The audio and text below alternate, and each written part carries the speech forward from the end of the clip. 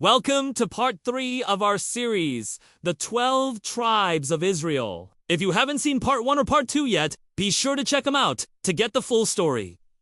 Here's a quick recap. Part 1 traced the lineage of Jacob back to Abraham and introduced us to Jacob's 12 sons, who we'll soon know as the 12 Tribes of Israel. And in part 2, we followed Joseph from betrayal to power in Egypt and saw how God saved his family through him. But the story of Jacob's sons doesn't end there. In part 3, we'll explore how these sons, once a family, became the 12 tribes of Israel each, with its own destiny, purpose, and role in God's plan.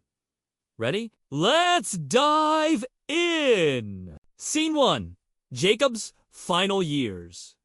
As Jacob grew old, it was time to bless his sons before he died. These blessings weren't ordinary words. They were prophetic, revealing the character and future of each son and the tribes they would lead. Reuben, his firstborn, was strong and had promise, but he had dishonored his father. So his birthright was taken, and he was to be scattered among Israel. Simeon and Levi were brave and impulsive, but too violent. They would also be scattered among Israel. Judah, though not the eldest, was promised leadership, kingship, and a future that would lead to the Messiah. Joseph, though the 11th son, received a double blessing through his sons, Ephraim and Manasseh, who were adopted by Jacob as his own, making him the father of 3 tribes. Through these words, Jacob shaped the destiny of a nation. The tribes take shape.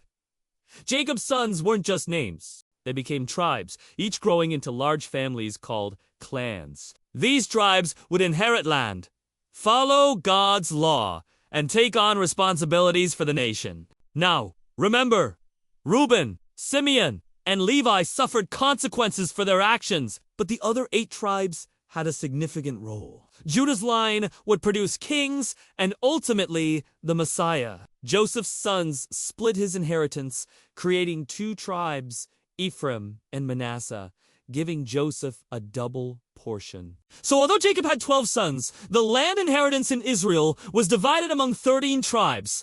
Why 13? Well, Levi was set apart as priests, leaving 12 tribes that would own land. Why were the tribes important? God didn't just choose a bunch of guys and say, hey, let's do this thing, right? No, he chose a family and formed them into a nation with organization. Each tribe had a territory in the Promised Land.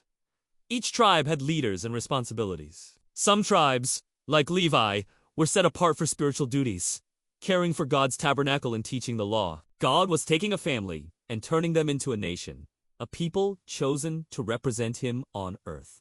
Preparing for the future. Before the Israelites left Egypt, God made his plan clear. These tribes would travel as a united nation under his guidance. They would camp in a special formation around the tabernacle in the wilderness, with each tribe assigned a place and a banner. This organization wasn't just for order. It symbolized God's presence in the center of their lives, guiding them through the desert toward the Promised Land.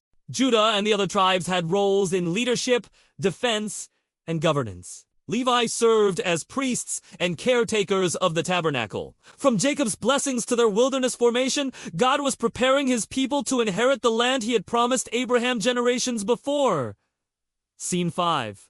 What can we learn? Each tribe had a unique story and character. Judah became the tribe of kings, courage, and leadership.